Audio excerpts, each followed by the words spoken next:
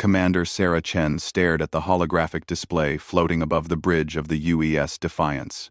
The blue dots, representing human ships, looked pitifully small, compared to the massive red cloud approaching from the edge of the solar system. Intelligence reports called them the Vorthak Empire, a species that had conquered 47 star systems in the past century. Now they wanted Earth. "Ma'am, we're receiving a transmission," reported Lieutenant Hayes, his young face pale with worry. "Put it through." The hologram shifted to show a towering alien figure with 4 arms and chitinous armor covering most of its body.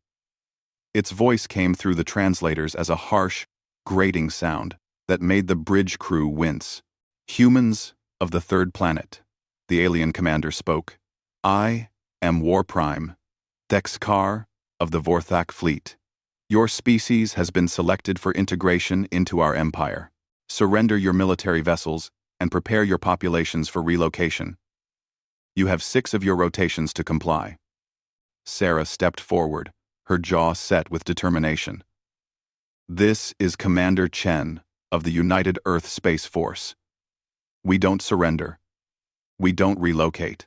If you want our planet, you'll have to fight for every inch of it." The alien's mandibles clicked in what might have been amusement. "Your species shows spirit. This will make breaking you more enjoyable. When your cities burn and your people scream, remember that you chose this path." The transmission cut off, leaving the bridge in tense silence. "Orders, Commander?" asked her tactical officer, Major Rodriguez. Sarah looked around at her crew, men and women who had joined the Space Force to protect Earth and explore the stars. Now, they faced an enemy that had never known defeat. "Send a message to Earth Command. Tell them the Vorthak have given us 6 days. Then signal all ships in the fleet. We're moving to intercept them at Jupiter's orbit.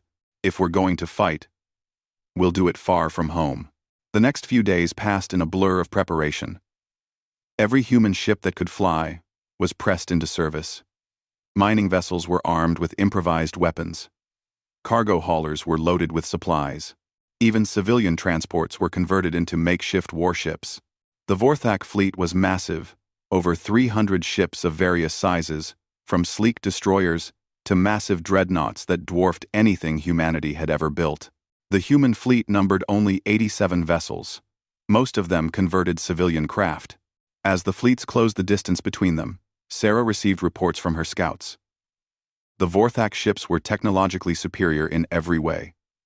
Better shields, more powerful weapons, faster engines. By all logic, the battle should be over before it began. But humans had never been logical when their backs were against the wall. "All ships, this is Commander Chen." Sarah broadcast to the entire fleet. "Today we fight not just for Earth, but for the right of humanity to exist as a free species. The enemy thinks we're weak because we're outnumbered. They think we'll break because they've conquered others. They're wrong." The first exchange of fire lit up the space between Jupiter and its moons. Vorthak plasma cannons lanced out, striking human shields with devastating force. Several smaller ships were destroyed in the opening salvo, their crews dying before they could even return fire. But the humans fought back with a ferocity that surprised their enemies. Captain Martinez of the converted freighter New Horizon rammed his ship directly into a Vorthak destroyer, taking both vessels down in a brilliant explosion. The mining ship Deep Digger used its industrial laser to slice through the engine section of a Vorthak cruiser, leaving it dead in space. "Sir," Lieutenant Hayes called out excitedly, "the enemy ships, they're not adapting to our tactics." Sarah studied the tactical display and saw he was right. The Vorthak fought in rigid formations, following predictable patterns. They had probably conquered their previous enemies through superior firepower alone, never needing to develop flexible strategies. "All ships," she broadcast, "break formation and engage at will. Use whatever tactics work. These aliens don't know how to fight a guerrilla war in space." The battle transformed from a traditional fleet engagement into something resembling a bar fight in zero gravity. Human ships scattered in all directions, attacking from unexpected angles. The cargo hauler Big Betty approached a Vorthak battleship from below, hiding in its sensor shadow until the last moment before unleashing every missile in its cargo hold. Commander Torres of the research vessel Scientific Method discovered that Vorthak shields were vulnerable to rapid frequency changes in particle beam weapons. Within minutes, he had transmitted the information to every human ship, and suddenly, their modest weapons became far more effective. The tide began to turn. For every human ship lost, 2 or 3 Vorthak vessels were destroyed or disabled. The aliens' superior technology meant nothing when humans refused to fight by the rules. War Prime Thexkar watched his fleet being torn apart by these primitive mammals and felt something he had never experienced before: doubt. His species had conquered worlds by the simple method of overwhelming their enemies with superior force. But these humans fought like madmen, sacrificing themselves without hesitation and using tactics that made no sense. A human ship barely larger than an escape pod somehow managed to disable one of his heavy cruisers by flying directly into its main weapon array. Another human vessel used its tractor beam to pull asteroids from Jupiter's rings and hurl them at his ships like primitive catapults. War Prime, his tactical coordinator, reported, "We are losing vessels at an unacceptable rate. Perhaps we should withdraw and request reinforcements." Thexkar's pride would not allow retreat. No Vorthak fleet had ever been defeated by an inferior enemy. "Signal the reserve squadrons. Deploy all remaining ships. We will crush these mammals through sheer numbers." But even with reinforcements, the Vorthak found themselves unable to pin down the human fleet. Every time they concentrated their forces to destroy a group of human ships, the rest would attack from different directions. The humans fought like they were personally insulted by the invasion, as if the very idea of surrender was offensive to their nature. Captain Lisa Park of the destroyer, Relentless, found herself facing 3 Vorthak ships at once. Her weapons were almost depleted, her shields were failing, and half her crew was dead or injured. By any reasonable standard, she should have retreated. Instead, she ordered her remaining crew to abandon ship while she set the reactor to overload. "If I'm going down, I'm taking these bastards with me," she announced over the comm. The explosion that followed took out all 3 Vorthak vessels and lit up the space around Jupiter like a second sun for several seconds. Similar scenes played out across the battlefield. Humans, who should have died fighting to the last breath, finding ways to hurt the enemy, even in defeat. The Vorthak had superior technology, but they had never encountered an enemy that simply refused to accept defeat under any circumstances. After 6 hours of brutal fighting, something unprecedented happened in the Vorthak Empire's history of conquest. War Prime Thexkar, commander of the most powerful fleet in their armada, gave the order to withdraw. "This is not possible," he muttered, staring at the tactical display showing the remains of his once mighty fleet. These creatures should have been defeated hours ago.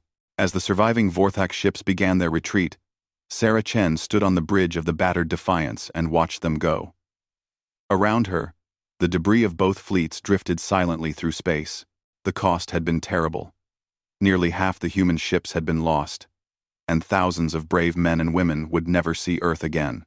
But they had won. Against all odds, with inferior technology and vastly outnumbered, humanity had achieved its first victory against an alien empire. "Commander," Lieutenant Hayes said quietly, "we're receiving transmissions from Earth. They want to know our status." Sarah smiled grimly. "Tell them the Vorthak came looking for an easy conquest. Instead, they found something they've never encountered before, a species that doesn't know how to quit."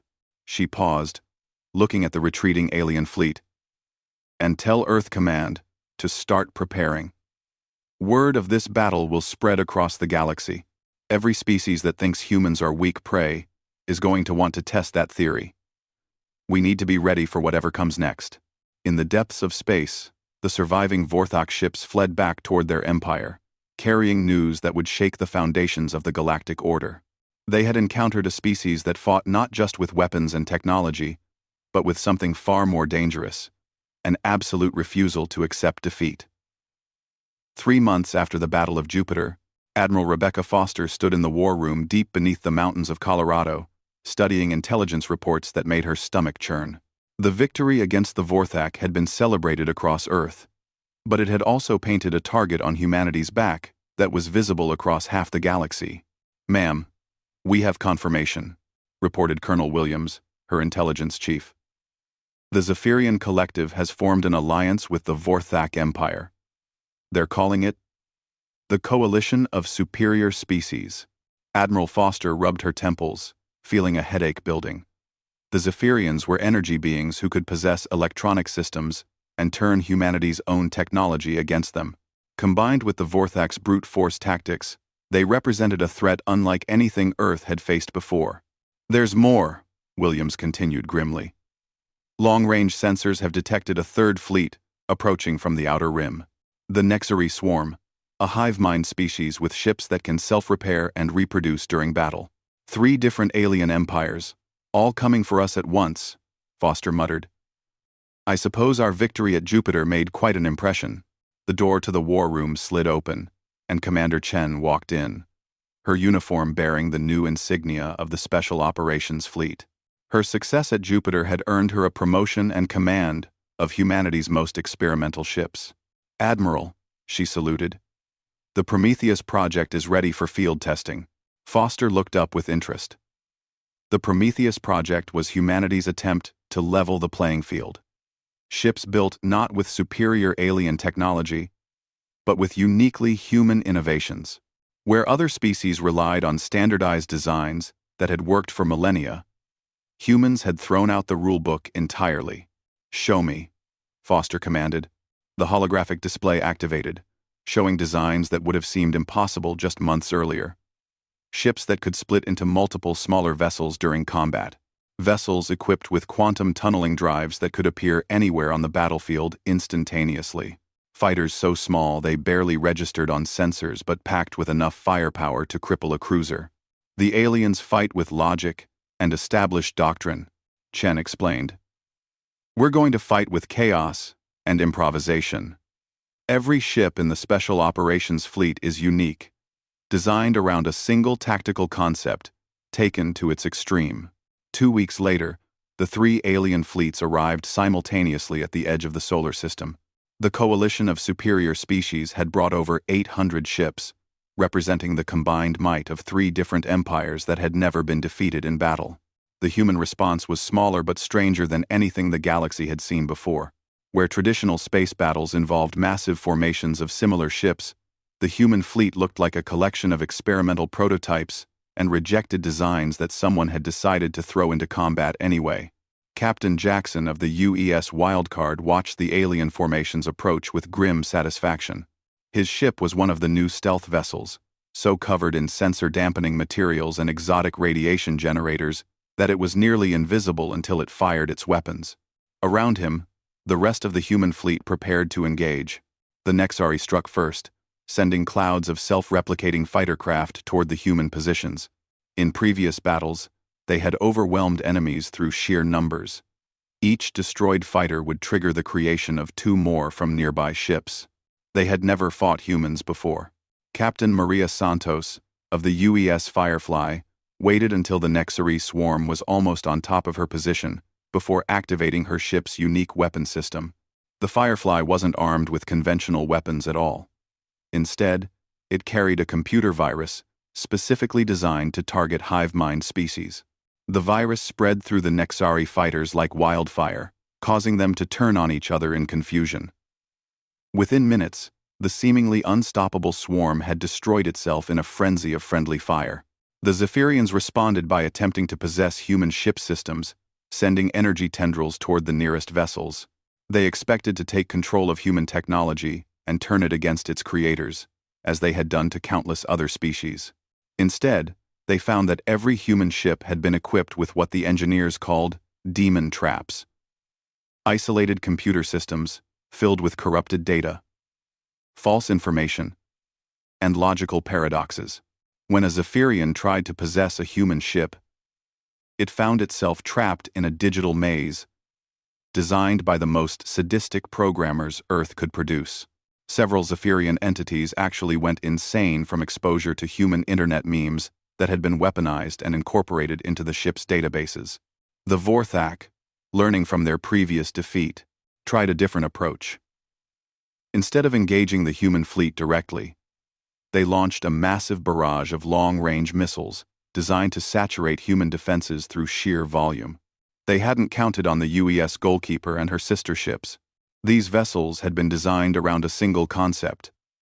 What if a ship's entire purpose was to stop incoming projectiles? The Goalkeeper's hull was covered in thousands of point defense weapons, from rapid-fire lasers to tiny interceptor missiles. When the Vorthak barrage arrived, it met a wall of defensive fire so dense it looked like a solid barrier of light. Not a single missile reached its target. Admiral Kethvor of the Zephyrian Collective watched the battle unfold with growing disbelief. His species had conquered hundreds of worlds by possessing their enemies' technology and turning it against them. But these humans seemed to have anticipated every possible tactic and prepared counters that bordered on the insane. A human ship called the UES Berserker had just rammed through his fleet's formation, not to destroy itself in a suicide attack, but because its hull was covered in boarding pods. As it passed each Zephyrian vessel, dozens of human marines were launched directly at enemy ships, bypassing shields and armor to fight the enemy face-to-face inside their own vessels. The idea of intentionally boarding superior enemy ships was so reckless that no sane species would attempt it. But the humans weren't acting like a sane species. They were fighting like they personally enjoyed the challenge of impossible odds. Hive Queen Zarthes of the Nexari found herself facing a problem her species had never encountered. The humans had somehow developed weapons specifically designed to disrupt hive mind communications. Every time she tried to coordinate her fleet's movements, the signals were jammed by devices that broadcast what could only be described as concentrated confusion. Her carefully coordinated swarm tactics dissolved into chaos as individual ship captains were forced to make decisions without guidance from the collective. The Nexari, who had evolved to think as one vast mind, suddenly found themselves trying to fight as separate entities, a task they were utterly unprepared for. Captain Reynolds of the UES Trickster took advantage of the confusion to deploy his ship's specialty, holographic duplicates. Within seconds, there appeared to be 50 identical human vessels where only one had been before. The Nexari wasted thousands of shots, destroying phantom ships, while the real Trickster slipped through their formation and disabled their command vessel. The battle raged for hours, with both sides adapting and counter-adapting to each other's tactics. But gradually, it became clear that the humans held a crucial advantage. While the three alien empires were powerful, they were also predictable. Each species had developed their military doctrine over thousands of years, refining it until it was perfectly efficient. Humans had developed their entire space combat doctrine in less than 6 months, and they were still changing it during the battle. Commander Chen, now aboard the flagship UES Defiant, coordinated the human response from the center of the chaos. Her screens showed a battle that looked more like organized insanity than traditional military tactics. Human ships were performing maneuvers that violated basic principles of space combat, using strategies that made no logical sense, and somehow winning anyway. Admiral Foster was right, she mused to her tactical officer. The aliens are fighting with their brains. We're fighting with our souls. The turning point came when Captain Kim of the UES Pandora's Box made a decision that would have resulted in a court-martial under normal circumstances. Faced with a combined alien formation that outnumbered his squadron 10-1, he opened his cargo holds and released their contents into space. The contents happened to be several million tons of garbage, industrial waste, and broken machinery that had been scheduled for disposal. To the aliens, it looked like a desperate act of insanity. To Captain Kim, it was a tactical innovation. When the alien ships tried to navigate through the debris field, their sophisticated sensors were overwhelmed by thousands of targets. Their targeting computers couldn't distinguish between genuine threats and floating trash. Meanwhile, human fighters used the cover to close in and attack from point-blank range. The sight of a proud Vorthak dreadnought being disabled by collision with a discarded refrigerator became an instant legend among human forces. As the battle continued, something remarkable began to happen. The three alien fleets, each representing a different approach to warfare, found themselves unable to coordinate effectively. The Vorthok's rigid military discipline clashed with the Nexari's hive-mind coordination, while the Zephyrians' possession tactics interfered with both. The humans, meanwhile, thrived in the chaos. Every ship captain was free to improvise, adapt, and try whatever insane strategy occurred to them. The result was a constantly shifting battle where the enemy never knew what to expect next. When the smoke cleared, the coalition of superior species found themselves facing the unthinkable. A second defeat, at human hands. Despite bringing overwhelming force and superior technology, they had been outfought by a species that seemed to treat warfare as a form of creative expression.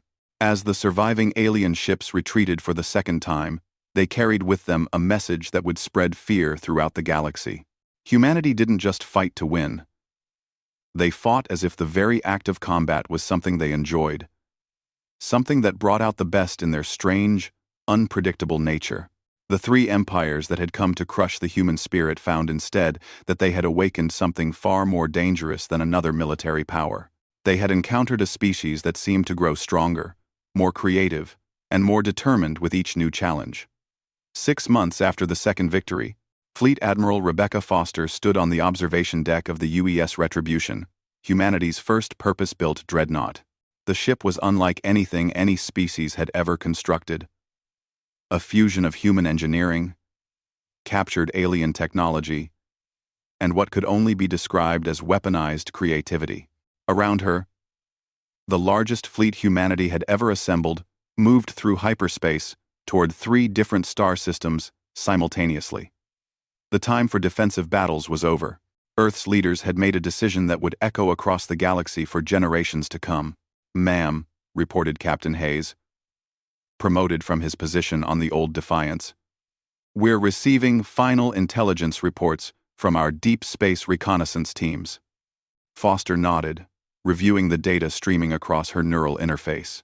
After 2 defeats, the 3 alien empires had retreated to their home systems, convinced that humanity would be content with driving them away from Earth. They had no concept that humans might actually pursue them across hundreds of light years to finish what they had started. "Status of Operation Payback?" she asked. "All 3 task forces are in position," Hayes replied.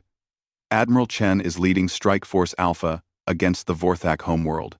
Admiral Martinez has Strike Force Beta approaching the Nexari core system.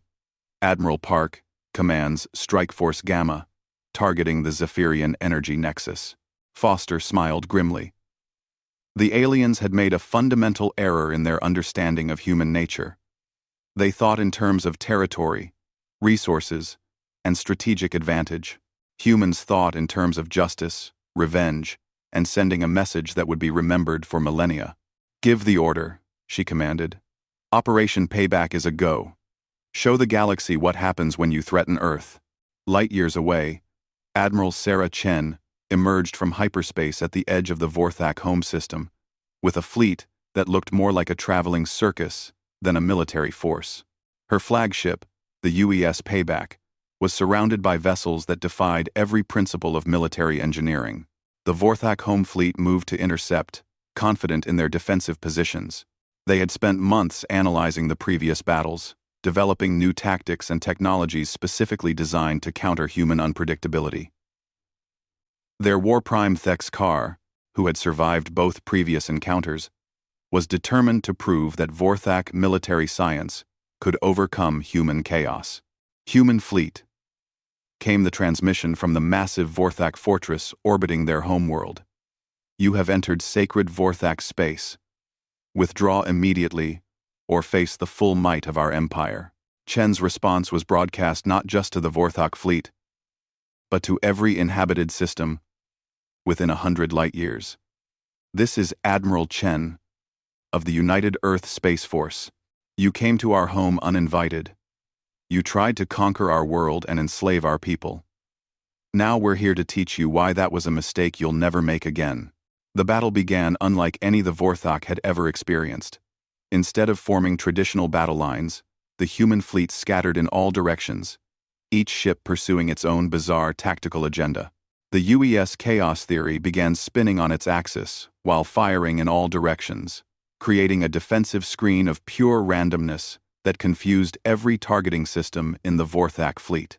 The UES Darwin launched what appeared to be escape pods toward the Vorthak ships. When the aliens tried to capture what they assumed were fleeing humans, they discovered that each pod contained a genetically modified organism designed specifically to eat Vorthak hull material. Within minutes, several enemy vessels were being consumed from the outside in. But the real shock came when the UES Prometheus opened its cargo bays and released hundreds of small craft that looked more like artwork than weapons. These were the Fury fighters. Single-pilot vessels built around one simple principle. Every human pilot was given complete freedom to modify their ship however they wanted. The result was a swarm of fighters that included everything from ships armed with industrial mining lasers to craft that had been turned into flying bombs piloted by volunteers with nothing left to lose. One pilot had somehow mounted a ship's kitchen facilities as a weapon, firing frozen meals at enemy sensors at relativistic speeds. War Prime. Thexkar watched his carefully planned defense crumble into chaos as humans did things that no military manual in the galaxy had ever considered. A human vessel called the UES Overkill had somehow mounted the main gun from a battleship onto a fighter-sized hull, creating a craft that could punch through a dreadnought's armor, but would probably destroy itself in the process. The pilot seemed perfectly happy with this arrangement and had already destroyed 3 Vorthak cruisers before his ship finally disintegrated from the stress.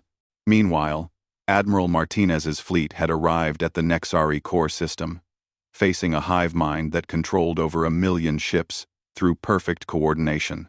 The Nexari had spent months developing new strategies based on human behavior patterns, certain they could predict and counter any human tactic. They hadn't counted on Martinez's secret weapon, a virus not of code, but of pure human stubbornness transmitted through quantum entanglement directly into the hive mind itself. Dr. Elizabeth Watts, Earth's leading expert on mimetic warfare, had developed something she called a cognitive disruptor. It was essentially a concentrated dose of human individualism, the fundamental belief that every being should think for themselves, rather than as part of a collective. When the virus hit the Nexari hive mind, the results were devastating. For the first time in their evolutionary history, individual Nexari began thinking independent thoughts. Some questioned orders. Others developed personal preferences. A few even started to rebel against the collective entirely. The perfectly coordinated swarm dissolved into millions of individual ships, each pilot suddenly aware of themselves as a separate entity. The Nexari fleet began fighting itself as newly individualized pilots, struggled with concepts like personal opinion and free will. "This is impossible," transmitted the Hive Queen Zarthes, her mental voice filled with confusion as she felt her absolute control slipping away. "Unity is perfection. Individual thought is chaos." "Exactly," replied Admiral Martinez with a grin. "Welcome to being human. It's messy, it's chaotic, and it's the most beautiful thing in the universe." The third phase of Operation Payback was taking place in the energy field surrounding the Zephyrian Nexus, where Admiral Park faced beings of pure energy who could possess any technology they encountered. The Zephyrians had prepared for this battle by developing new possession techniques specifically designed to overcome human countermeasures. They were unprepared for Admiral Park's solution to the possession problem: ships with no technology at all. The UES, Simplicity, and her sister vessels had been built using the most basic principles possible. No computers, no advanced systems, no electronic components that could be possessed. They were essentially flying chunks of metal with chemical rockets, ballistic weapons, and human crews who navigated by looking out windows. When the Zephyrians tried to possess these ships, they found nothing to grab onto. The humans were flying their vessels manually, using techniques that predated spaceflight by centuries: compass navigation, visual targeting, and weapons that fired physical projectiles powered by chemical explosives. "This is madness," declared Admiral Kethvor, as his energy beings found themselves unable to affect ships that had deliberately been built with pre-space age technology. "You have chosen to fight with primitive tools against our advanced energy forms. Sometimes replied Admiral Park cheerfully. "The best way to fight the future is with the past. You can't possess a cannon that fires cannonballs, and you can't hack a navigation system that consists of a human looking out a window and saying, 'that way.'" The Zephyrians discovered that energy beings were surprisingly vulnerable to kinetic weapons fired by ships they couldn't control. Their perfect defenses meant nothing against projectiles that simply ignored energy shields and struck their condensed forms directly. As the three battles raged simultaneously across different star systems, something unprecedented began to happen. Word of the human attacks spread through quantum communication networks, reaching every civilized system in the local galactic arm. For the first time in galactic history, a young species was simultaneously attacking three established empires on their home territories. More shocking still, they appeared to be winning through tactics that violated every principle of civilized warfare. The Vorthok Empire, built on military precision and overwhelming force, found itself unable to cope with human forces that treated every battle like an improvisational art form. The Nexari swarm, dependent on perfect coordination, collapsed when exposed to human individualism. The Zephyrian collective, masters of technological possession, were defeated by humans who had deliberately chosen to fight with primitive weapons. But the real message being sent wasn't about military tactics or technological superiority. It was about human nature itself. War Prime Thexkar, his flagship crippled and his fleet in ruins, sent a final transmission to the human admiral. "Why?" he demanded. "You have achieved victory. Your planet is safe. Why do you continue this destruction?" Admiral Chen's response was heard across the galaxy as her ship's comm system broadcast on all frequencies.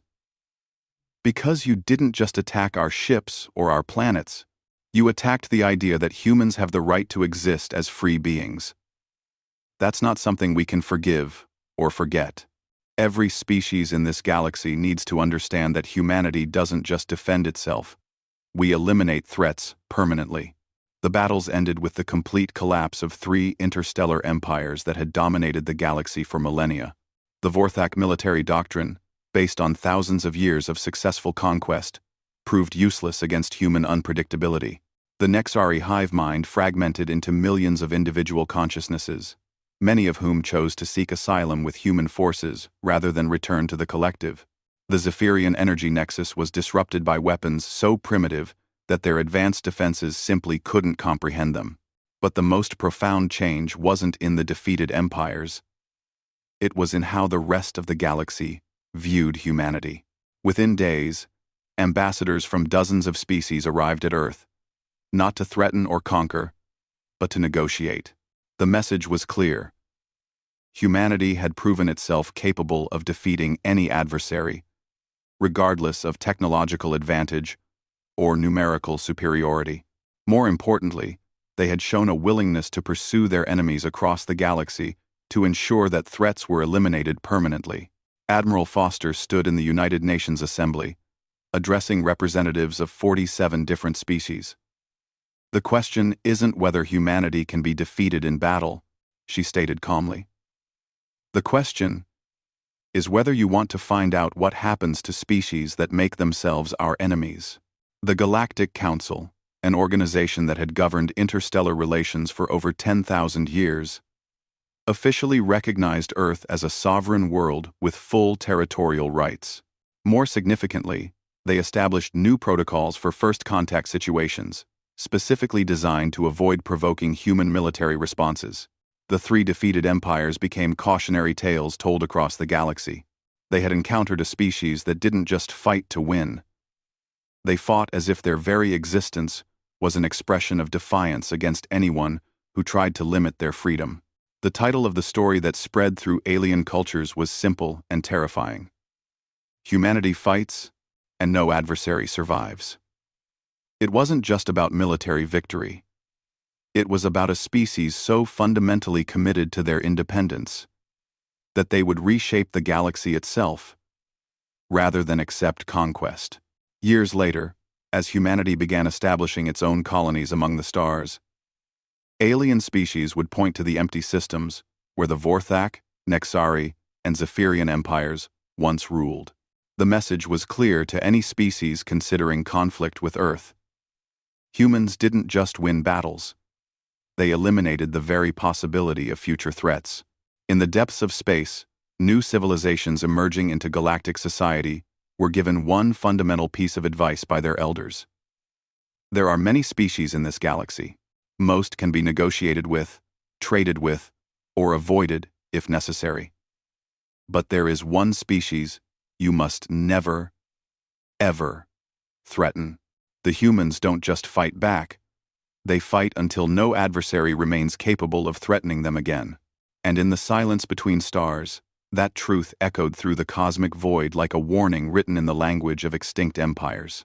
And across the galaxy, other alien civilizations watched the battle recordings and asked themselves the same terrifying question. What would happen when humanity stopped fighting defensively and decided to take the war to their enemies? The message they would carry back was simple and terrifying. Humans fight, and no adversary survives unchanged.